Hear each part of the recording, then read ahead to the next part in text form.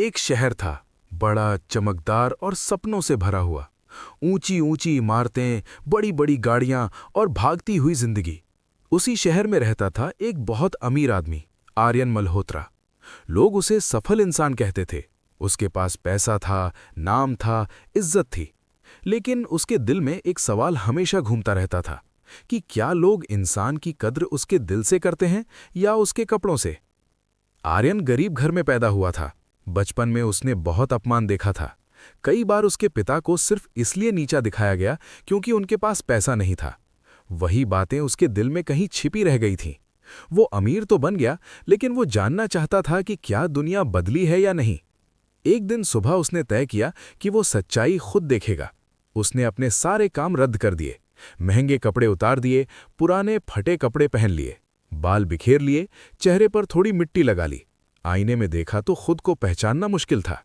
अब वो करोड़पति नहीं, एक गरीब भिखारी जैसा दिख रहा था।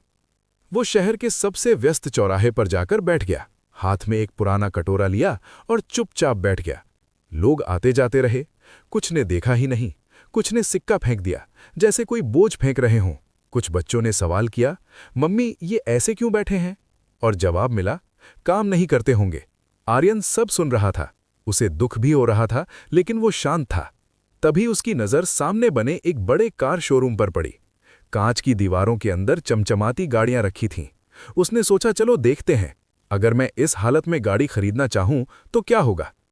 वो धीरे धीरे उठकर शोरूम के अंदर चला गया। जैसे ही वो अंदर पहुंचा, सिक्योरिटी गार्ड ने उसे रोक लिया। कहाँ जा रहे हो? आर्यन ने शांत आवाज में कहा, गाड़ी देखनी है। गार्ड हंस पड़ा, तुम यहां? बाहर जाओ। अंदर खड़े कुछ सेल्समैन भी हंसने लगे। एक बोला, यहां लाखों की गाड़ियां बिकती हैं।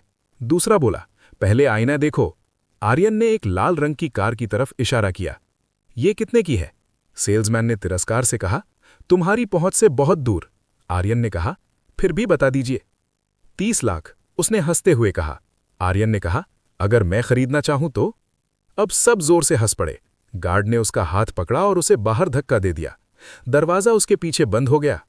आर्यन कुछ पल चुप खड़ा रहा। उसे अपने बचपन की बातें याद आ गईं। फर्क सिर्फ इतना था कि आज वो असहाय नहीं था। उसने अपनी जेब से फोन निकाला और अपने मैनेजर को कॉल किया। इस शोरूम की कंपनी के जितने शेयर मिले तुरंत खरीद लो। कुछ घंटों में खबर आई, वो कंपनी का मालिक बन चुका था। आर्यन फिर से शोरूम में गया। गार्ड उसे रोकने ही वाला था कि मैनेजर दौड़ता हुआ आया और बोला, उन्हें अंदर आने दो। आर्यन ने अपनी नकली दाढ़ी और गंदे कपड़े हटाए। सबकी आंखें खुली रह गईं। मैं हूं आर्यन मल्होत्रा और अब इस कंपनी का नया मालिक। शोरूम में सन्नाटा छा गया। मैनेजर घबराकर बोला, सर हमें माफ कर दीजिए। आर्यन ने शांत आवाज में कहा, मैं बदला लेने नहीं आया हूं, मैं सिर्फ ये देखने आया था कि यहां इंसान की इज्जत होती है या नहीं। वो लाल कार के पास गया। चाबी दीजिए। चाबी उसे दे दी गई। फिर उसने सबकी तरफ देखा और कहा, आज से यहां एक नया नियम होगा, जो भी अंदर आएगा उसे सम्मान मिलेगा, चाहे वो अमीर हो या गरीब, क्योंकि इंसान की कीमत उसके कपड़ों से नहीं होती। उसने गार्ड की तरफ देखा, तुम्हारी नौकरी नहीं जाएगी, लेकिन हर महीने तुम गरीब लोगों के लिए खाना बांटोगे, ताकि तुम्हें समझ आए कि हर इंसान की इज्जत होती है। गार्ड की आंखों में आंसू आ गए। उस दिन के बाद शोरूम बदल गया। स्टाफ को सिखाया गया कि ग्राहक नहीं, इंसान देखो। दीवार पर बड़ा सा बोर्ड लगा, यहां हर इंसान का स्वागत है। आर्यन ने वहीं नहीं रुका। उसने शहर में एक फाउंडेशन शुरू किया, गरीब बच्चों के लिए पढ़ाई की व्यवस्था की, जरूरतमंदों को छोटी काम शुरू करने में मदद दी। कुछ महीनों बाद वही सिग्नल बदल चुका था। जहां लोग सिक्के फेंकते थे, वहां अब हर रविवार मुफ्त खाना और किताबें बांटी जाती थीं। एक दिन एक असली गरीब आदमी शोरूम में आया। गार्ड ने मुस्कुराकर कहा, आइए बैठिए। सेल्समैन ने पानी दिया। किसी ने उसे भगाया नहीं। दूर खड़े आर्यन ने यह सब देखा और मुस्कुरा दिया। रात को घर की छत पर खड़े होकर उसने सोचा, असली अमीरी पैसा नहीं है, असली अमीरी वो है जब आपके कारण किसी की इज्जत बच जाए।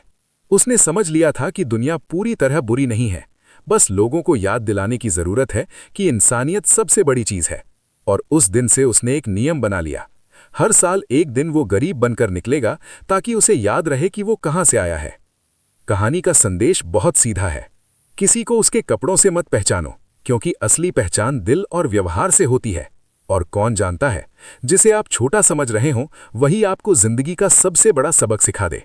और आगे की कहानी को सुनने के लिए चैनल को सब्सक्राइब तथा वीडियो को लाइक, कमेंट, शेयर जरूर करें।